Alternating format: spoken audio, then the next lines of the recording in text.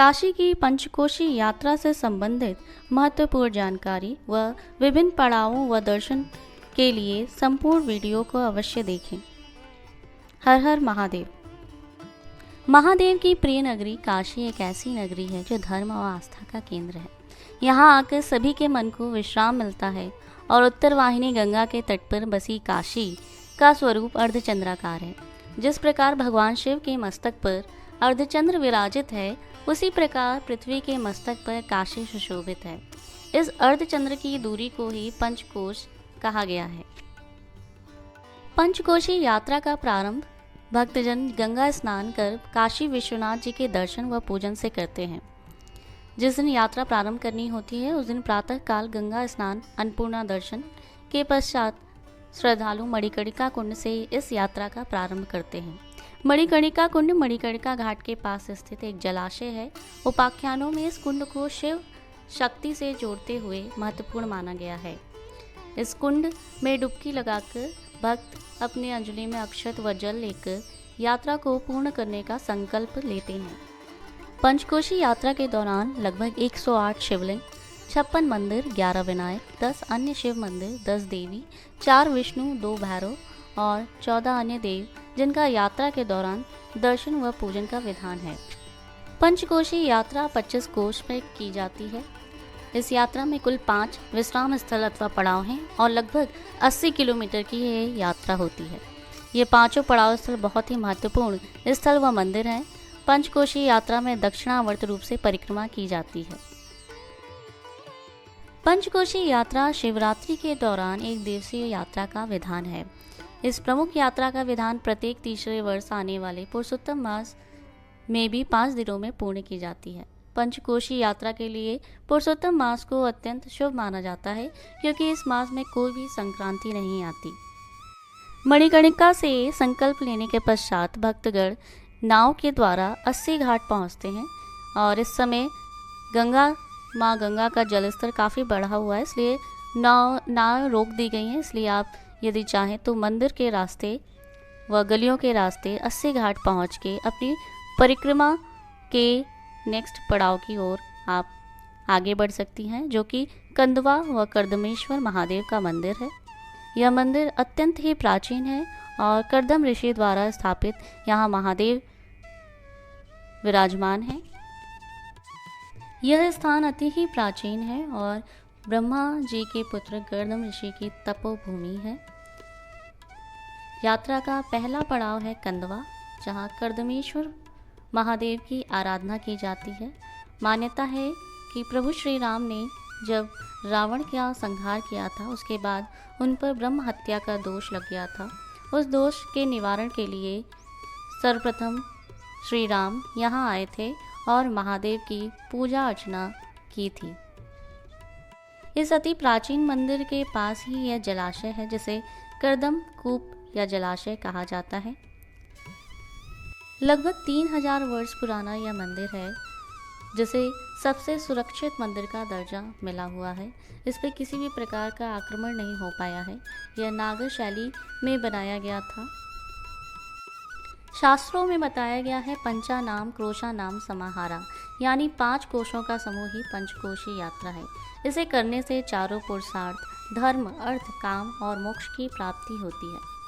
कंदवा के बाद द्वितीय पड़ाव भीमचंडी है। भीमचंडी पड़ाव पर स्थित शिव मंदिर चंडिकेश्वर महादेव मंदिर के नाम से जाना जाता है। यह मंदिर कर्दमेश्वर मंदिर से काफ़ी मिलता जुलता है। चंडिकेश्वर महादेव मंदिर भी संकीर्ण और ऊंचा मंदिर है, जिसका शिखर पत्थर खुदाई से बना गया है। यह मंदिर बहुत ही छोटा है, पर इसके पास स्थित जलकुंड बहुत ही बड़ा है। इस कुंड को गंधर्व सागर कुंड या गंधेश्वर के नाम से भी जाना जाता है।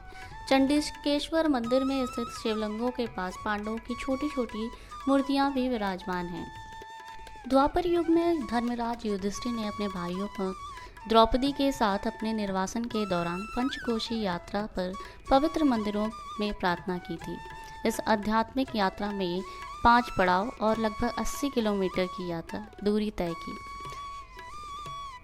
हिंदू धर्म ग्रंथों के अनुसार भगवान राम ने अपने पिता राजा दशरथ को श्रवण कुमार के माता पिता के श्राप से मुक्ति कराने के लिए माता सीता और अपने भाइयों के साथ इस प्राचीन मार्ग पर आए थे। पंचकोशी यात्रा का यह पड़ाव भीमचंडी के नाम से प्रसिद्ध है। यहाँ भीमचंडी देवी माँ का मंदिर है। सभी श्रद्धालु इस मंदिर में माता के दर्शन करते हैं। यह मंदिर भीमचंडी माँ का अत्यंत ही प्राचीन मंदिर है। यहाँ माँ का स्वरूप विराजमान है। सभी श्रद्धालु यहाँ पूजन अर्चन करते हैं व माँ से अपनी मनोकामनाओं की पूर्ति की इच्छा से वर प्राप्त करते हैं।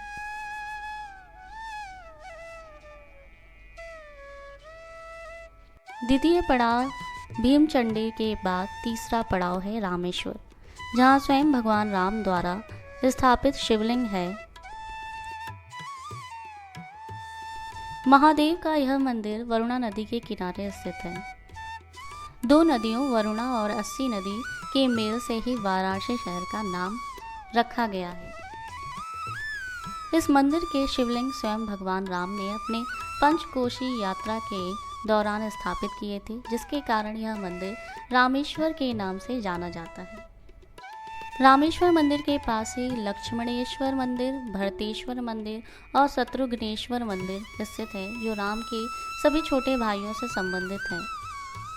इस प्रकार भगवान राम के साथ उनके भाइयों के भी मंदिर यहाँ स्थित हैं। इस मंदिर की रक्षा स्वयं तुलजा महारानी करती हैं।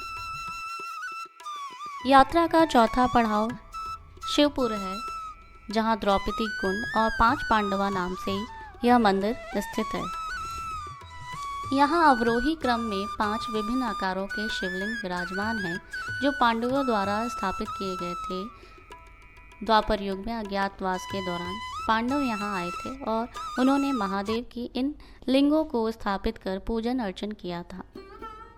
देखने में इनका आकार पांडवों के समान ही है और ये 5 आकार के शिवलिंग यहाँ विराजमान हैं, जो अति प्राचीन है और जिनके दर्शन मात्र से ही आपको परम आनंद की प्राप्ति होती है। वह मनुष्य कई प्रकार के पापों से मुक्ति प्राप्त करता है। जिस प्रकार काशी अत्यंत प्राचीन है, उसी प्रकार पंचकोशी में पड़ने वाले सभी मंदिर व देवालय अति प्राचीन है। यहाँ स्थित है द्रौपदी कुंड। अज्ञातवास के दौरान सभी 5 पांडवों ने यहाँ रहकर अपना समय बिताया था और महादेव की आराधना व पूजा की थी। यात्रा का अंतिम और 5वां पड़ाव है कपिलधारा, जहाँ कपिलेश्वर महादेव विराजमान हैं। कपिल मुनि, जो कि कर्दम ऋषि के पुत्र थे, यह स्थान कपिल मुनि की तपोस्थली है।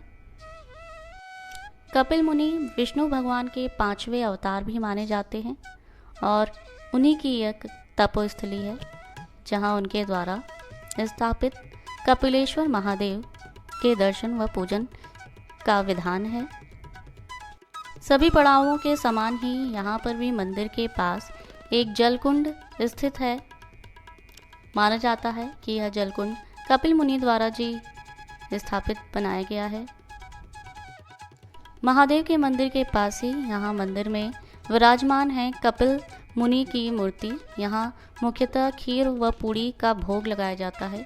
साथ में गणपति की भी मूर्ति विराजमान है, जहाँ भक्त अपनी इच्छा अनुसार पूजन अर्चन करते हैं।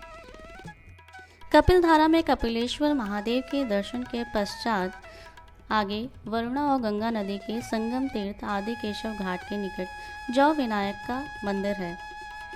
कपिलेश्वर महादेव के दर्शन के पश्चात श्रद्धालु जौ विनायक मंदिर पहुंचते हैं, जो वरुणा और गंगा नदी के संगम तीर्थ आदि केशव घाट के निकट स्थित है।